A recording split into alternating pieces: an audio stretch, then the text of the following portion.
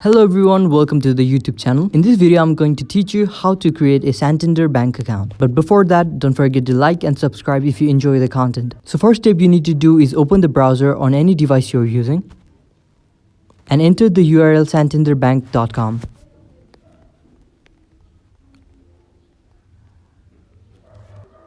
After entering the URL, you'll be headed to their website and you need to click on the login button right at the top. And after entering that, you'll be headed to this page. So here you need to click on the first time user Enroll Now button right below the login button. After doing that, click on the identification options. Here you need to choose between two identification options. That is account number, ATM or debit card or credit card number. So you can choose any one of these and you need to enter your information here. And after that, you need to enter your 4 last digits of SSN. So once you do that, hit continue and you'll be headed to the verification page. And further, you'll need to enter your information. And after that, your Santander bank account will be successfully created. Thank you so much for watching. And if you enjoyed the content, don't forget to like, subscribe and turn on post notifications.